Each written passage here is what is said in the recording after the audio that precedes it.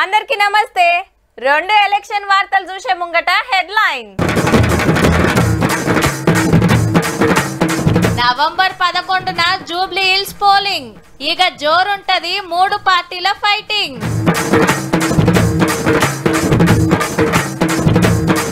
Supreme కోర్టులో సర్కార్కు ఊరట. BC reservation case హైకోర్టుల.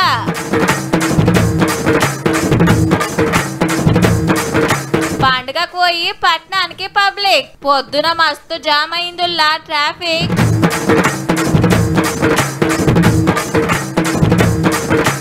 నలభై 5 రోజులలో ఫైన్ కట్టకుంటే సీజ్. సెంటర్ వాళ్ళు తెచ్చిండ్రు కొత్త రూల్.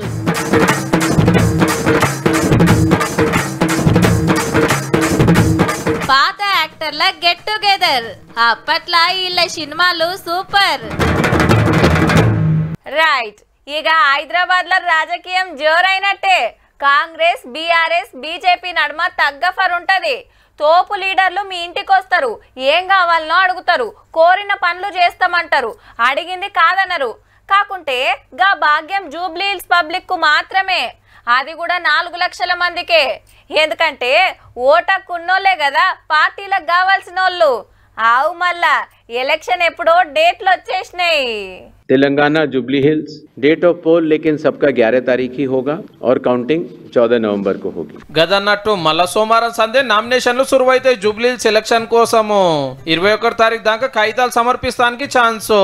మర్నాడు పేపర్ల చెకింగ్ హెగ్గి పోటీలకు గెలుచుడు మాతోటి ఏడైతుంది అనుకునేటోళ్ళు 24 నాడు నామినేషన్ వాపస్ తీసుకోవచ్చు. ఇక నవంబర్ 11 నాడు ఓట్లకు లైన్లో నిలబడి ఏళ్ళకి ఇంకటించుకుంటే 2 రోజుల గ్యాప్ తీసుకొని 14 నాడు ఓట్ల మిషన్లు తెరిస్తే ఎవరు జూబ్లీ హిల్స్ ఎమ్మెల్యే అనేది తేలిపోతుంది. Code of conduct come into force immediately for the entire Jubilee Hills Assembly constituency and also Hyderabad district. ప్రజలకి ఎక్కడైనా ఎంసీసీ వయలేషన్ కానీ సంశయాస్పద యాక్టివిటీ కనిపిస్తే వాళ్ళు మన డయల్ 100 కానీ లేదా 112కి ఫోన్ చేయాలని చెప్పి కోరుతున్నాను. ఆల్రెడీ ప్రచారం నడుస్తూనే ఉంది, ఇంకింత జోరైతుంది. మాగంటి గోపీనాథ్ సార్ కాలం చేసినందుకు ఉప ఎన్నిక వచ్చింది కాబట్టి ఆయన భార్య సునీత మేడానికే టికెట్ ఇస్తుంది బీఆర్ఎస్. మా సీటు మేం గెలవాలని కారోళ్ళు తిప్పల పడుతుంటే అభివృద్ధి తోటి ఎమ్మెల్యే సీటు పట్టాలని అధికార పార్టీ వాళ్ళు జిజ్జు మీద ఉన్నారు. కాంగ్రెస్ టికెట్ బీసీకే ఇస్తారట గానీ ఇంకెవరి పేరు ఫైనల్ కావాలి. 3-4 పేర్లను ఢిల్లీకి పంపారు. ఈ 2 రోజులలో టికెట్ ఎవరికో డిసైడ్ చేస్తుందట హైకమాండ్. కమలం పార్టీని చూస్తే క్యాండిడేట్ సెలెక్ట్ చేస్తానికి ఒక కమిటీ వేసిండ్రు. టికెట్ కాశపడుతున్న వాళ్ళు 4-5 ఉంటే 2-3 రోజులలో ఒకరి పేరు చెప్తారట పక్క. ఇక బీహార్ అసెంబ్లీలో 243 సీట్లుంటే బరాబర్ నెల రోజులకు అంటే నవంబర్ 6 నాడు 121 సీట్లకు 11 నాడు 122 సీట్లకు ఎలక్షన్ పెట్టాలని డిసైడ్ చేసిరు ఆఫీసర్లు. అంటే ఆడ 2వ మల్క జరిగే నాడే మన జూబ్లీ హిల్స్ లో కూడా ఓట్లుంటాయి అన్నట్టు. తెలంగాణ అంతటా ఎంపీటీసీ, జెడ్పీటీసీ, సర్పంచ్ ఓట్ల జాతర ఉంటే సిటీలో ఎమ్మెల్యే సీట్ జాతర జోరుంటది పోన్రీ.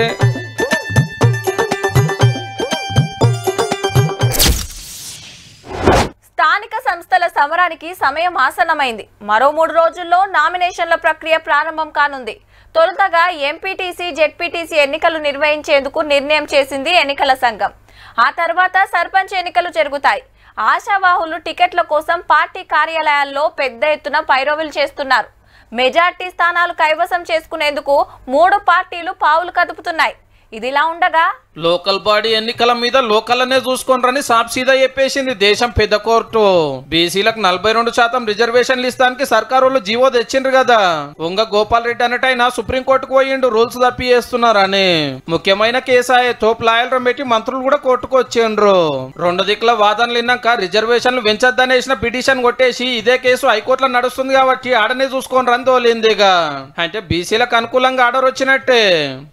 సర్వే చేసి ఎంపిరికల్ డాటాతో ముందుకొచ్చింది కాబట్టి దీనిపైన ఎటువంటి ఇబ్బంది ఉంటుందని మేము అనుకోవట్లేదు. ఇక ఎల్లుండి హైకోర్టులో విచారణ. రిజర్వేషన్లు 50% దాటద్దని మాధవరెడ్డి అన్నట్టయినా ముందే పిటిషన్ వేసిండు. పండుగకు ముందే ఒక పారు విచారణ అయింది. ఇంతలోనే ఎలక్షన్ కమిషన్ డేట్లు కూడా చెప్పింది. ఎంపీటీసీ, జెడ్పీటీసీ పదవుల మీద కాయిషున్నోళ్ళు బేస్తారం సంది నామినేషన్లు వేస్తారు. లేలే రిజర్వేషన్లు పెంచాల్సిందే అని బీసీ సంఘం తరపున MP R Krishnaiah, Congress leader Hanumantha Rao, corporation chairman Mettu Sai implead పిటిషన్లు వేసిండ్రు. అంటే ఈల వాదన కూడా కోర్టు ఇంటదన్నట్టు. గిసొంటియాల బుధవారం హైకోర్టులో ఏమైతుందో అని టెన్షన్ మోపయిందేగా.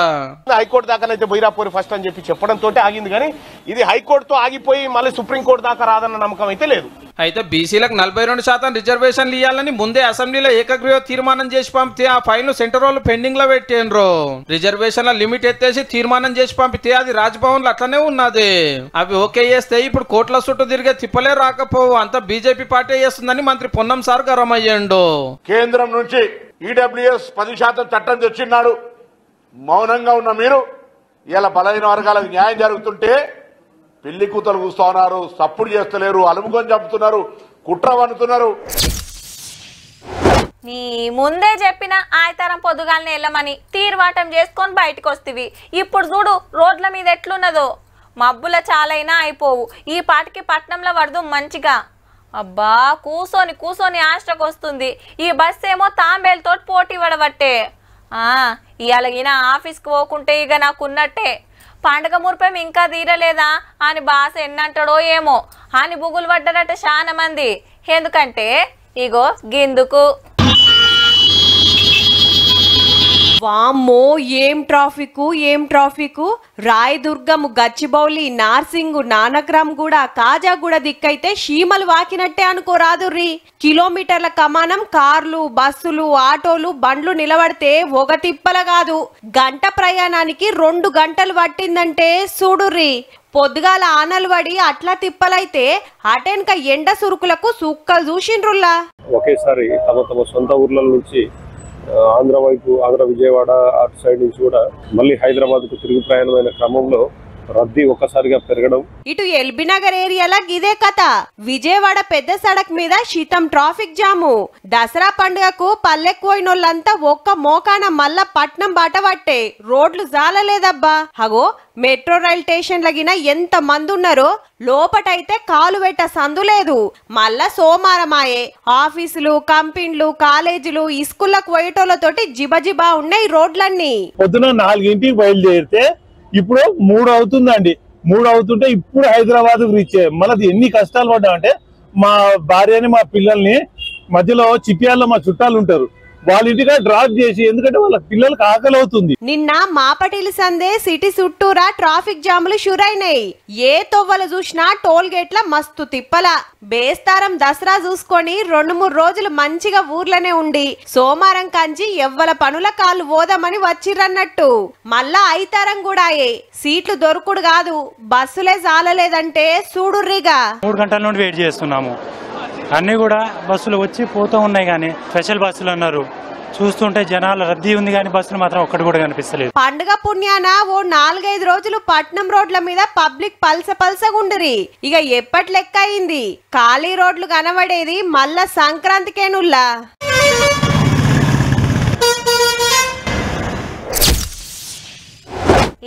ఎప్పుడు గవ్వేనా కొత్త ఫీచర్లు ఏమొస్తలేవు కదా. వాడి మస్తు బోర్ కొడుతుందిరా. కొత్త ఫోన్లో కూడా పాత యాప్లేనా? గన్లా కాల్స్ మంచిగా వినబడతలే. ఈ వీడియోలు పంపడానికి మస్తు లేట్ అవుతుంది. లైకులు కొట్టేది, కామెంట్లు రాసేది ఇంకేదన్నా కొత్తగా వస్తే బాగుండు అని సోషల్ మీడియాలో దేవులాడుతుంటారు చాలా మంది.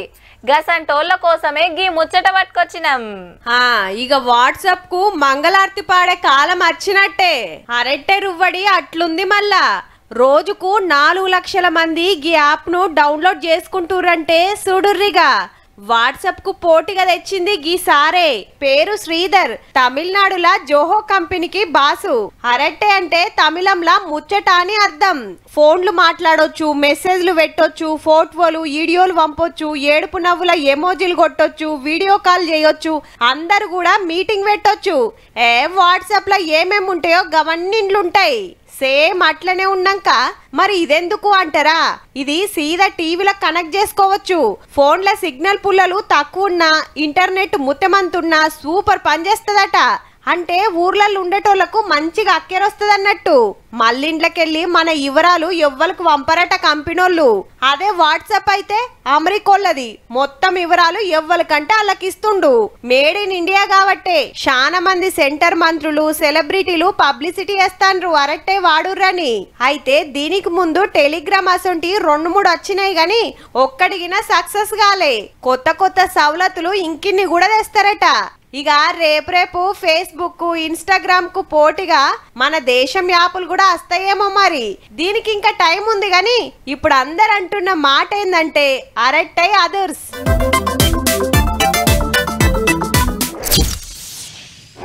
నెత్తికి హెల్మెట్, కార్ ఎక్కితే సీట్ బెల్ట్, పర్సుల license, RC, pollution certificate, insurance give ఉంటే చాలబ్బా రోడ్ల మీద ఏ బుగులు లేకుండా బండి నడపొచ్చు అనుకుంటారు.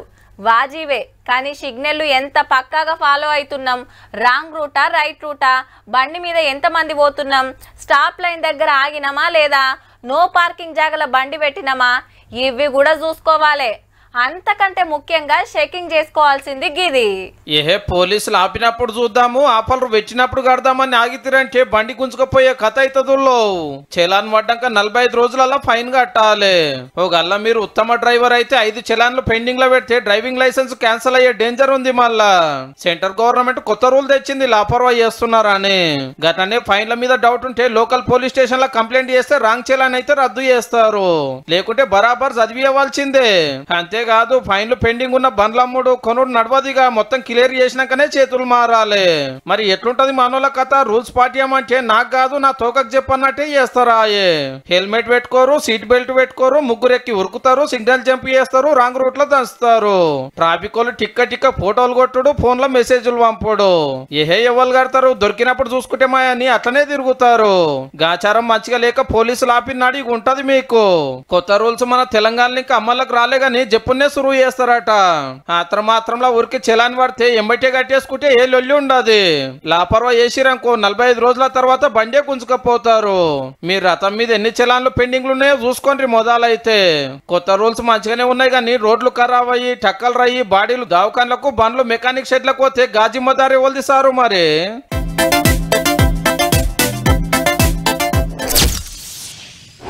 నీ గీంత దానికి దవాఖానకు పోయి టోకెన్ తీసుకొని డాక్టర్ కు చూపించుకోవాలనా? ఏ మెడికల్ షాప్ కు పోయినా అన్న గా మంది అంటే ఇస్తాడు, తెచ్చి వాడుకుంటే కథం. నువ్వు ఆగు, ఊకుకే డాక్టర్ డాక్టర్ అంటావు. అప్పుడు పోయినప్పుడు రాసియలేదా గా మందులే మళ్ళా తెచ్చుకొని వేసుకునేదానికి ఫీజు దండగా అని అంటుంటారు. కానీ డాక్టర్లు రాసిన మందులే గిట్ల కాబట్టే. నీ అవ్వ గింత అన్నాలం ఉంటాదిరా. అరే పోరలు దాగే దగ్గు మందుల ఇషమసొంటి కెమికల్స్ ఉన్నాయట. మధ్యప్రదేశ్ రాష్ట్రంలో 12 మంది పిల్లలు కాలం చేస్తే మస్తు మంది సుస్తైండ్రు. ఈ మందు రాసిన డాక్టర్ ను అరెస్ట్ చేసిండ్రు. అమ్ముతున్న మెడికల్ షాప్ లో పని పడతాన్రు ఆఫీసర్లు. దొరికినట్టు పట్టుకపోయిండ్రు పబ్లిక్ చేతులకు పోకుండా. ఈ మందు తయారు చేసిన కంపెనీ తమిళనాడులుంటే ఆళ్ల మీద గిన కేసు అయింది. రాజస్థాన్ రాష్ట్రంలో సుత పోరల పానాలు ఖరాబ్ అయ్యేటరకు గీ దగ్గు మందు మొత్తం బంద్ చేసింది సెంటర్ గవర్నమెంట్. టెస్టులు చేస్తే అడ్డమైన కెమికల్స్ కలిపిండ్రని తేలిందట. మరి మన తెలంగాణలో గిన బ్యాన్ చేసినామన్నాడు ఆరోగ్య శాఖ పెద్ద ఆఫీసర్. ఆ సిరప్స్ కానీ మన రాష్ట్రంలో లేవు. ఒకవేళ ఆ కూల్ డ్రింక్ సంబంధించిన పేరు గల సిరప్ బాటిల్ ఎక్కడైనా ఉంటే దయచేసి మన జిల్లాలలో డ్రగ్ ఇన్స్పెక్టర్స్ ఉంటారు, వారు తగు యాక్షన్ అనేది వాళ్ళు తీసుకుంటారు. చిన్న పోరలకు చూస్తైతే మంచి డాక్టర్ కు చూపియండ్రి గాని మీరే డాక్టర్ లెక్క ఫీల్ అయి మెడికల్ షాప్ కు పోయి దగ్గు మందు కొనకరాకుండ్రి జరా.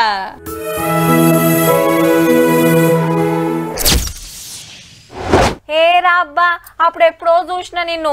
ఈ స్కూల్ అయిపోయే, కాలేజ్ అయిపోయే, పెండ్లాయే, పిల్లలు పెద్దగైరి. ఓ పారందరం కలుద్దాం, మన బడి రోజులు యాద్ చేసుకుందాం అని గెట్ టుగెదర్ పార్టీలు జోరుగా నడుస్తున్నాయి.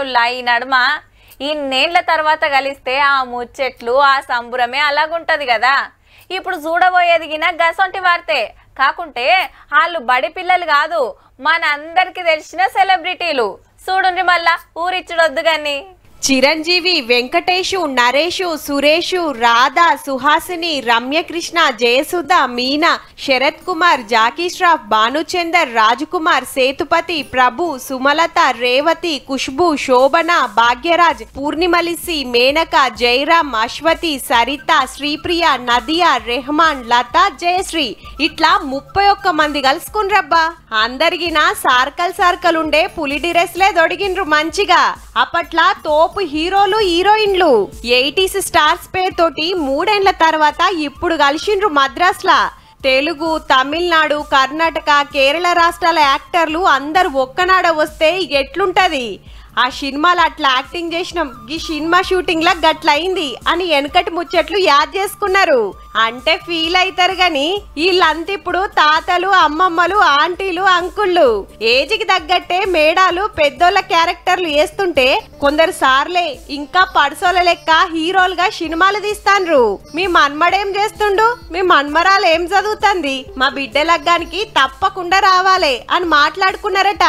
ఏ ముచ్చటెట్లున్నా అప్పట్లా సూపర్ హిట్ సినిమాలు తీసినోళ్ళంతా ఇట్లా కలుసుకొని ఈ ఫోటోలు పబ్లిక్ లకు ఇడిస్తే ఫ్యాన్స్ గిన పాత రోజులు యాద్ చేసుకుంటాండ్రు.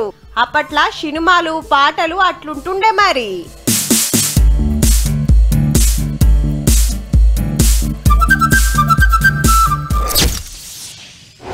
నీ అవ్వ ఏం జాబ్రా, గొర్రెతో ఒక బెత్తడన్నట్టు గదే జీతం.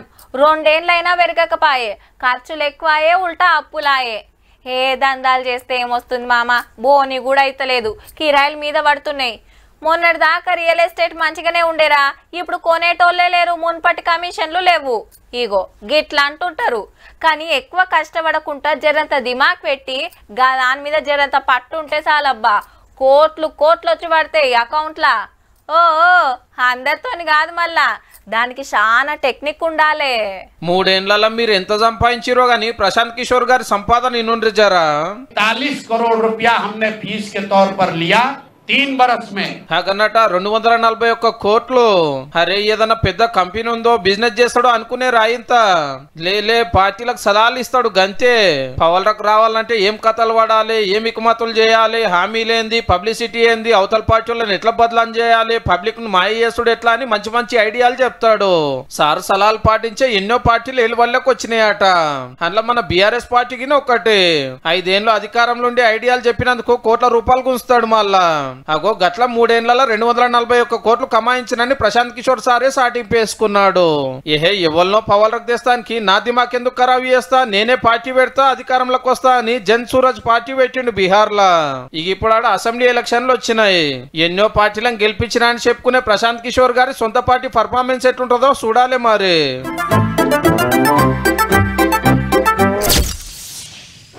ముంగట 10 రూపాయల నోటు పడేసి అది తీసుకునే లోపే వెనక మళ్ళీ పర్సులు కొట్టేసే బ్యాచ్ ఒకటి. బస్ ఎక్కి ఫోన్లకు సూటు పెడతోళ్ళు ఒకళ్ళు, బైకుల మీద వచ్చి చైన్లు గుంజే బ్యాచ్ వేరు. ఇండ్లు దుకాణాలకు జొర్రేటోళ్ళు, ఏటీఎంలు బ్యాంకుల పంతనం చూపిస్తోళ్ళు అలాగు. ఏ గంత రిస్క్ ఎందుకు, సైలెంట్గా వచ్చి సదురుకొని పోవాలి అనుకున్నట్టున్నారు. గీడేం చేసిండ్రంటే ఏడికెళ్ళి మోపైన్రా ముంచెతానికి అవ్వే దొరికినాది. రంగారెడ్డి జిల్లా వెలిజెర్ల పాత బంగారం ఎండికి మెరుగు పెడతామని వచ్చిరట పనిమంతులు. మొదలు ఎండి కడాలిస్తే చెక్కున మెరిసేటట్టు చేసిండ్రట. ఇక ఎమ్మటే అవ్వ మెడలున్న గుండ్లహారానికి సూటి పెట్టిండ్రు. నీ దగ్గరకు వచ్చిర్రు, నీ దగ్గరకు వచ్చి ఈ గుండ్లని ఏం చేస్తా అని చెప్పి తీసుకున్నారు. ఏం చేస్తామంటే కడుగుతామంటూ తీసుకున్నారు. కడుగుతామని తీసుకున్నారు. నేను మొన్ననే చేపించుకున్నా, నేను ఏం కడిగాను అంటే నేను అన్నా. ఏం కాదవ్వా, మంచిగా కనబడుతుందని నమ్మిచ్చి తీసుకున్నారట. పొయ్యి మీద గిన్నెల వేడి నీళ్లు పెట్టమని అండ్ల పసిపేసి బంగారు నగు ఉన్నట్టు నమ్మిచ్చిరట. ఇంకో టిఫిన్ డబ్బా చేతికిచ్చి గిట్లా గొలుసు పెట్టినమని చేతిలో పెట్టిండ్రట. ఏదో మైకం గమ్మేటట్టు పొడి మోకాన జల్లి ఆడికెళ్ళి పరార్. అవ్వ బయటకొచ్చి మొత్తుకునే వరకు బడవేగాళ్ళు పొలిమేర దాటక ముందే పట్టుకున్నారు ఊరోళ్ళు. ఫోన్ కొడితే పోలీసులు వచ్చి గుంజుకవేయిండ్రు. చూస్తున్నారు కదా, గిసొంటోళ్ళని నమ్మితిరా అంటే నిండా గుండు కొట్టుకున్నట్టే. జర హుషారుండుర్రి మళ్ళా. చూసిండ్రు కదా, ఇక ఇయాల్టి తీన్మార్ వార్తలు ఉంటాం మళ్ళా. నమస్తే.